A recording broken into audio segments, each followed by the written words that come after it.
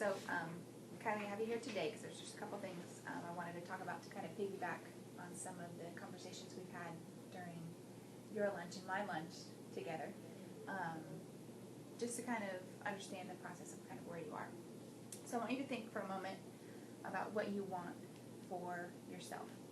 But you can break it into a couple different categories. Think about yourself, like what you want for yourself for school, maybe what you want for yourself for relationships with like friends or relationships like with boyfriends, and maybe like at home. Let's start with school. What do you want for yourself for school? I want to get good grades and graduate.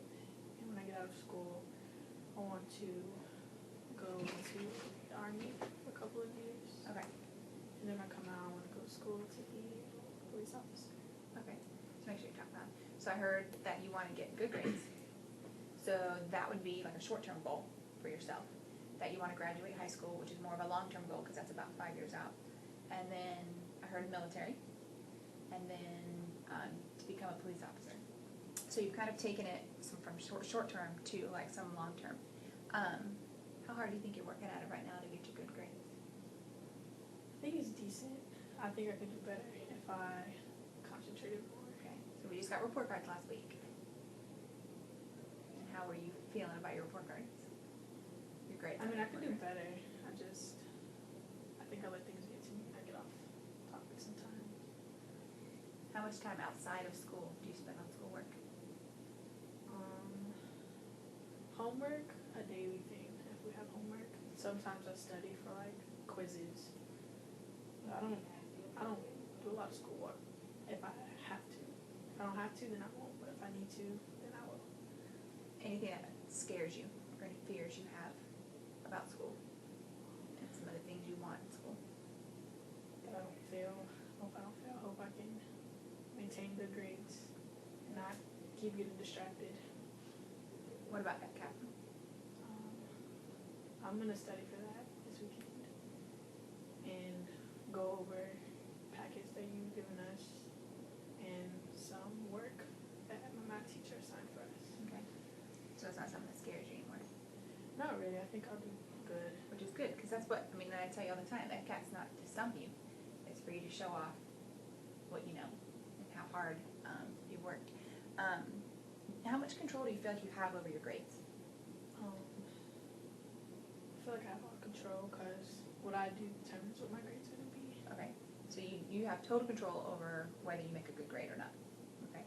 Let's think about relationships, which I know is kind of a topic that we've talked about in the past. What do you want for yourself for relationships? I want to have like family relationships. Okay. And in the future I do want to get serious, but I feel like I'm too young to worry about like boyfriends. But that's growing up. Yeah. So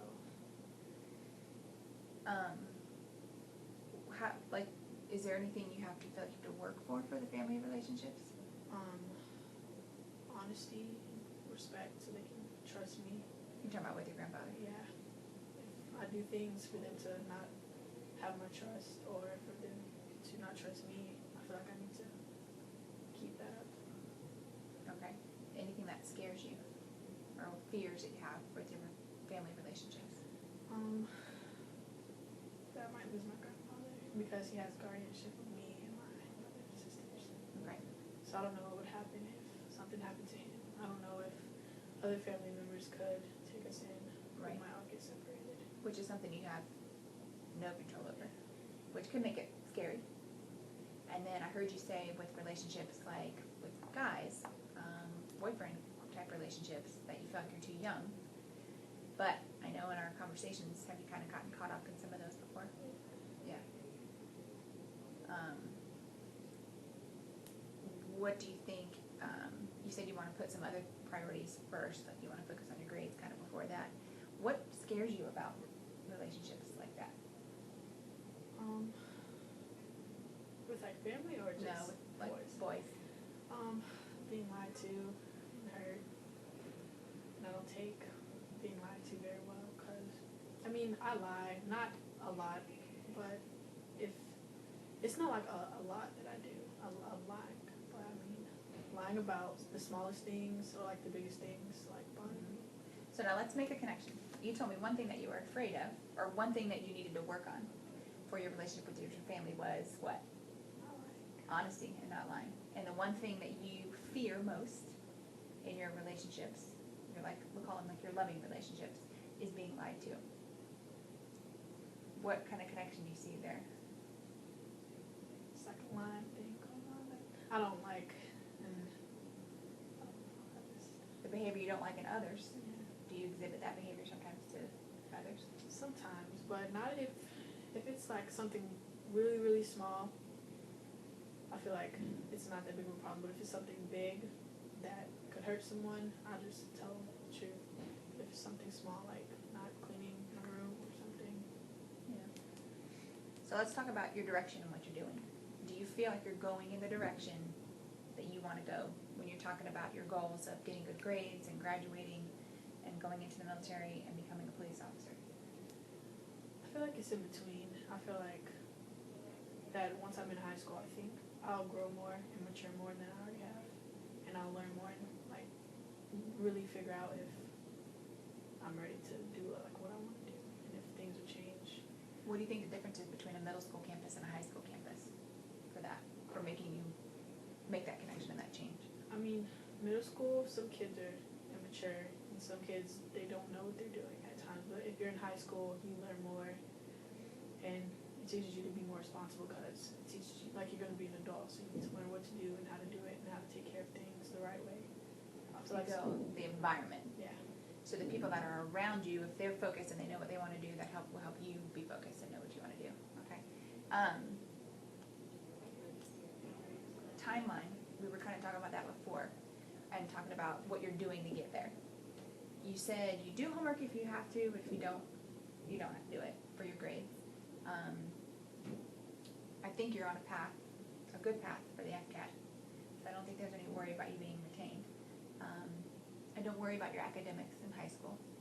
I worry some about the social aspects of high school that we've talked about before in the past. Because the drama on a middle school campus is nothing like the drama you're going to get on a high school campus.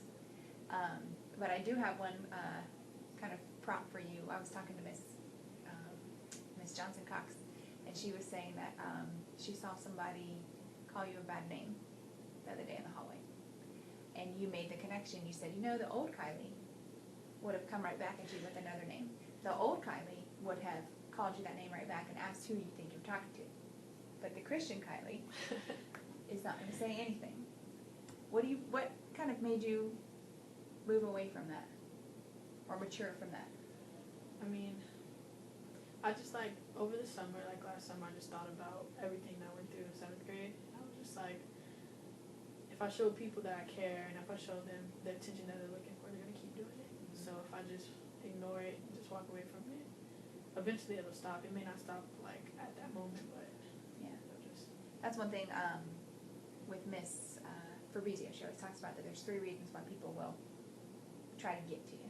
So they're either trying to get to you because they want to have fun with you, pick on you like your family does, joke around with you, or they're doing it to make you mad, or they're doing it to hurt you. So you have to make sure that you're not giving them, if they're wanting to hurt you, you have to show them that they're not hurting you. If they're trying to make you mad, don't show them that they are making you mad. So let's evaluate for a moment your behavior on campus. Do you think your behavior on campus is helpful or hurtful?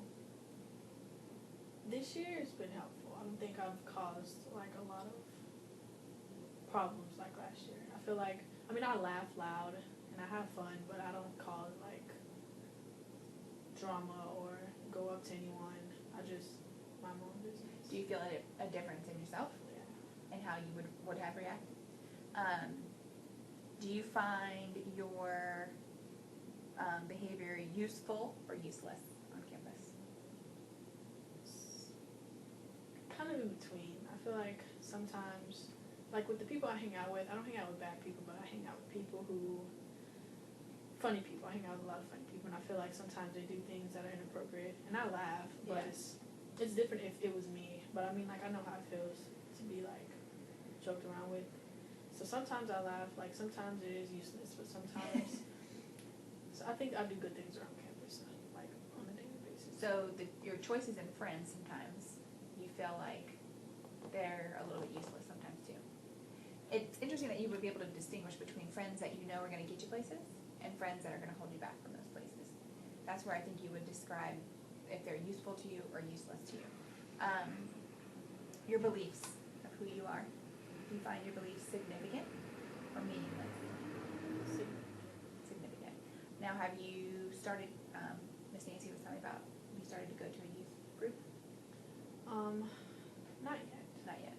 But I've thought about it, and I'm going to talk to my grandpa about it, but I have to wait to see if things at home are going to get, like, calmer. Yeah. It's a little crazy. Yeah, we'll talk about that. Your choices you make on campus, are they acceptable or unacceptable? I think they're acceptable. I think academically, so this is distinguished, academically, are your behavior or your choices acceptable or unacceptable? Acceptable. Socially, on campus? Unacceptable. Sometimes. Sometimes. I probably wouldn't think all the time. So, let's think of a plan. What could you do right now to make sure that you're on your path for the relationships you want at home, the relationships you want for like your love life, and for your career path that you see yourself on? More responsibility and some more honesty toward other people. Not getting involved with people, like negative people, trying to surround myself with positive things. So being more responsible, surround yourself with more positive people. Because the way I like to think of the word could gives you a choice. That if you really wanted to, you could separate yourself from those people who are useless to you or meaningless. If you really wanted to, you could put yourself and surround yourself with people who are going to help you, who are going to support you, who are going to be responsible, who are going to show you a good path. You could, if you really wanted to, make a choice of being honest and being respectful toward your grandfather at home, and even your sister. Now, would is actually, will you follow through with it? And then, like, the will you is, the will and the would is how you're actually going to follow through with it. Are you actually going to be able to do those things? So are you actually, could you see yourself being more responsible? Could you see yourself eliminating some of the people who are useless? Which is hard, because those useless people are usually the fun people. So those are things that you'll kind of have to think about. And so what we're going to do next time, we're going to write up some goals. We're going to think about some goals, and we're going to actually kind of make a little plan for you now, and then we're going to make a follow-up plan for us